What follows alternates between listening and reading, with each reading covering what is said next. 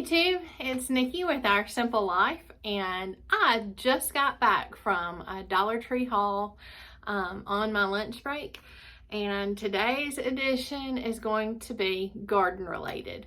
I'm so excited about some of the things that I found. I'm going to first of all start off with a thermometer. This is going to be great in my greenhouse so that I can compare how warm it is in the greenhouse as opposed to outside. And this will let me know whether or not I need to open the doors and vents to let cooler air in, or if I need to shut it off and keep it warmer inside and turn some heat lamps on. So that was a great find for just $1. Next, I'm going to be starting seeds soon. So I found these plant labels. I used these last year also, and they are great to use to label your seedlings in the pots. Obviously your seedlings you're going to keep inside, either under the grow light or in your greenhouse, so it's going to be out of the weather. But I did find that with these labels, once I moved them outside to the garden, they did start getting some heavy wear on them, so they don't hold up well in the weather, but inside when you're marking your seedlings, they do great. Next, I picked up a couple of different planters that I thought were cute. This is the oblong planter. I love that. I saw several different crafts with this bucket last year that I may want to try this year. And then two different sizes. This one says Flowers and Garden. This one is taller, maybe about 6 inches across. Let's see, does it say? No, it doesn't.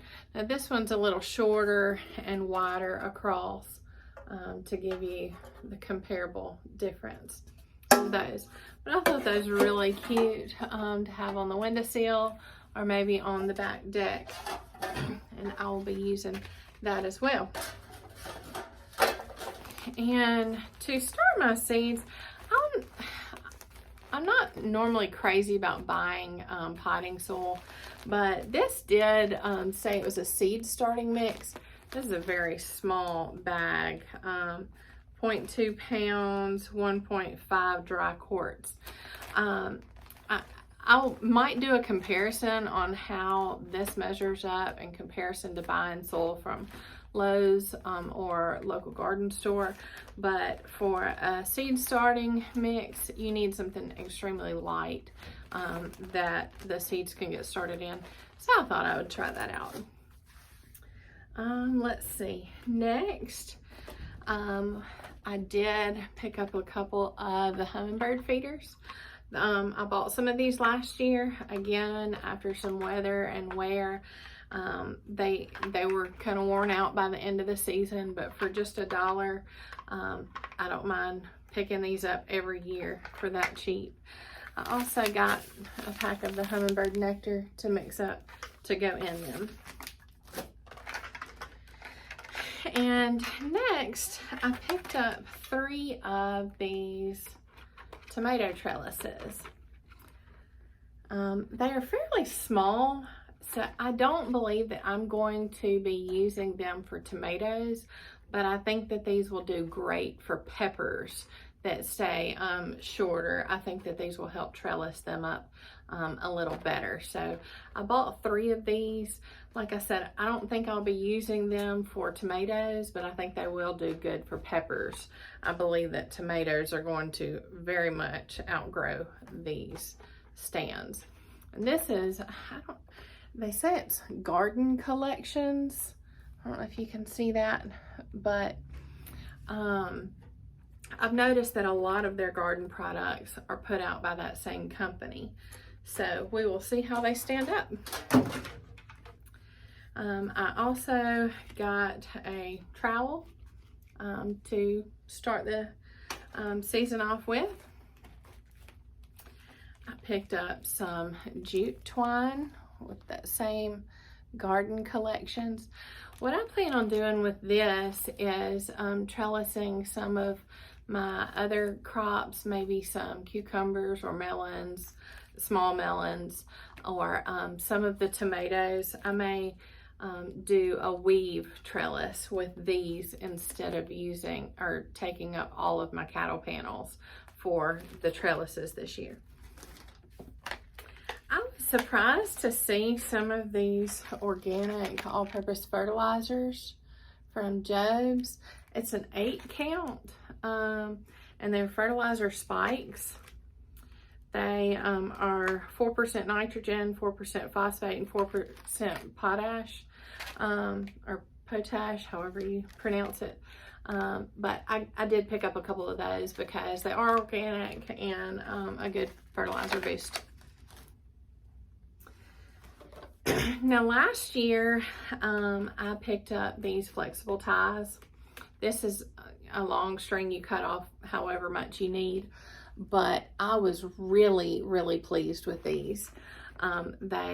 You know, twist them around your trellis and whatever you're trellising up and twist them together. They hold up very well. Dollar Tree also carries another wire for trellising like this, but it tends to cut into the plant. It's more like a twist tie that you find on a bread package.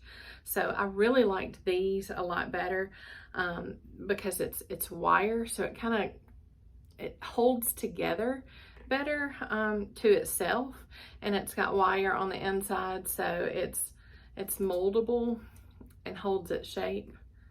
So I did get several of these to use on my tomato plants and cucumbers, and also these handle the weather pretty good. I still have several of these that I cut off and just left tied to my trellis whenever I went through and cleaned up the garden after the season was over. So these are definitely a great buy for $1. Now, something new that I saw this year, I don't know how well they will do, but I thought for $1, I'm gonna try it. But it's these soaker hoses, put off by the same garden collection. And it says they're 118 inches long or 3 meters. So I'm gonna see how they do. I do water my garden by hand every couple of days when it gets dried out. So I really keep up with the rain because I don't use soaker hoses, so it is more labor intensive to water my garden.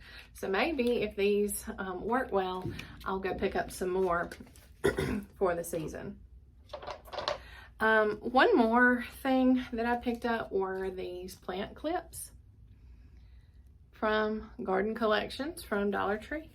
I'll pop these open and just show you. There are 10 of the bigger sizes like this.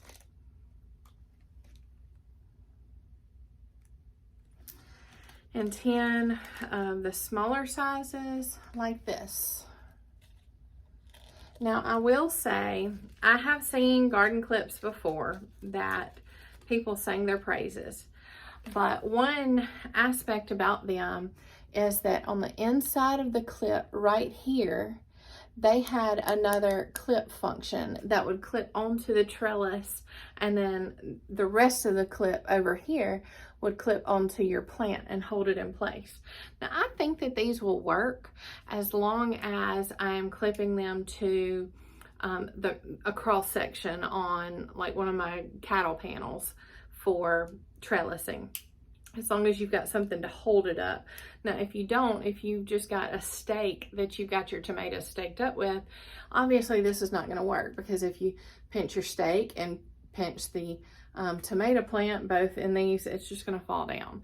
So if you've got a cross section, maybe like I said, all I can think of is on the cattle panels, or if I'm using this as an example, I would come across the post as well as the loop like so, and have the tomato plant in here as well. Otherwise, I don't think it's going to stay up, so I do think that you need some sort of cross section to keep it up.